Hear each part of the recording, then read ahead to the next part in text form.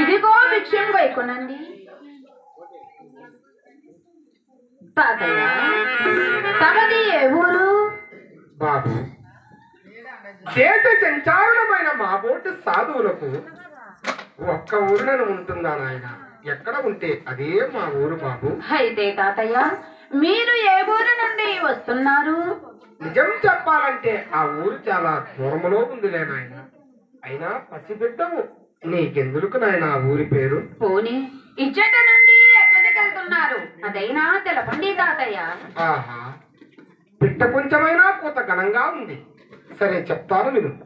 ఇదికు సమీపంలోనున్న కంది మల్లయ్య పల్లెలు దైవాంశ సమూతుడైన శ్రీ శ్రీ యోగి వీరబ్రహ్మేంద్ర స్వాములు వారున్నారని విని వారిని దర్శించుట కొరకై నేను వెళ్ళుచున్నాను నాయన. అయితే తాతయ్య నేను కూడా మీ వెంట వస్తాను. అట్టి దైవాంశ సంభూతులు ఎదుటనున్నారో అని నా మనంబున చింతించుచుంటిని. నాకా మహత్తర మహాత్మల వార్తను వినిపించి నా జన్మ తరింప చేసుకుంటకై మార్గదర్శకులైతిని.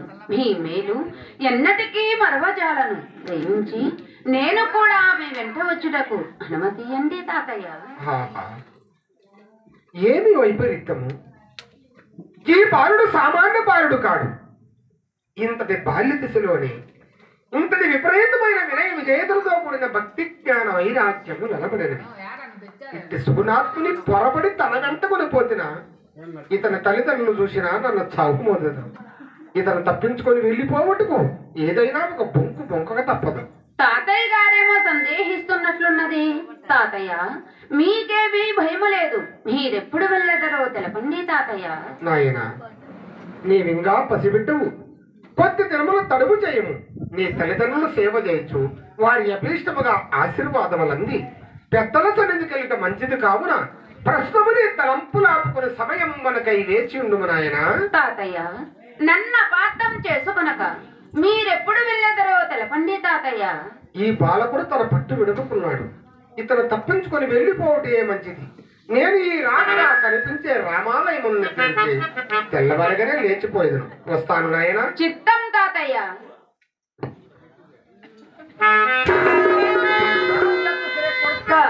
బ్యాటికి రాబోతావు ముసలోడు, నువ్వేం చెప్పుకుంటావు? నింది చెట్టుకి నీరుకొనే ఉండా నేను మాకే పెట్టేసి పోవాలని చూస్తావా? ఏ అదాంబి అదాంబి కేజీ కాదు 24 కేజీలు అయిపోయింది. అరేలా ఏం జరిగిందండి? రాహేద కమర బెట్ట. అరేలా మంది కొడుకు మంది బేట మంది సిద్ధూరండి.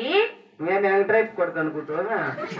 మన కొడుకే వాడు మనకి మోసం చేసి వెళ్ళిపోయే రకమన్నాడు.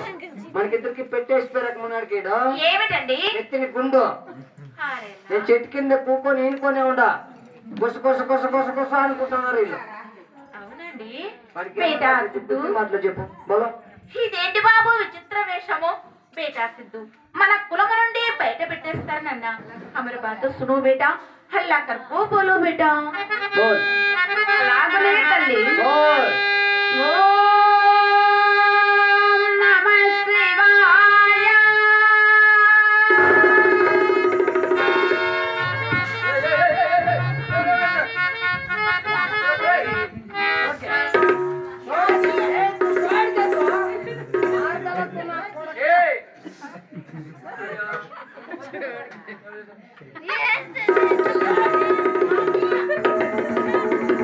కొంచెం శాంతం పెట్టుకోండి జీ, కొంచెం శాంతమ్మను పెట్టుకోండి. శాంతమ్మ ఏమైనా బాయ్ పొందలే లేవు నాకు. శాంతమ్మ ఈ ఊర్లో లేదంట. నా శాంతమ్మని పెట్టుకోవాలంట.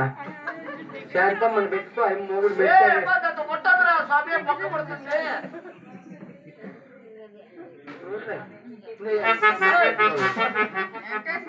నువ్వు శాంతం లేదు ఇంకా కాకపోతే శాంతమ్మని పెట్టుకుంటే మూగుడు ఊరికేనే ఉంటాడా?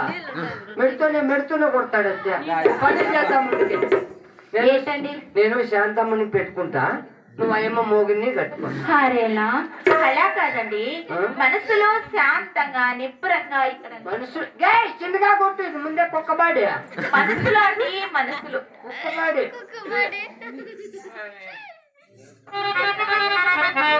మన కులం నుండి బయట పెట్టేస్తారన్న.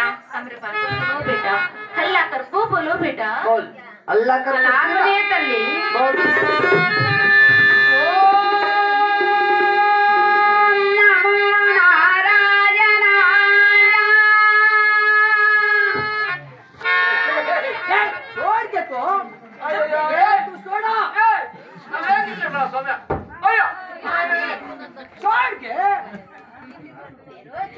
వాడు పసి పిల్లవాడండి. వానికి ఏమీనూ తెలియదు. పిల్లవాడు అవునండి. ఏమి తెలుసు? ఏమీనూ తెలియదండి. నీకు నాకు తిరిగి నేర్పిస్తాడు. ఏం నేర్పిస్తాడండి? అక్కం బక్కం కొట్టేస్తాడు అని. అట్లా నా కొడుకుని కనిండు. ఎట్లకి నా కొడుకు నువ్వు కనింది? ఎట్లుందో నాకు లోపల నాకు తెలుసు. ఎట్లుందండి? అట్లే ఉంది.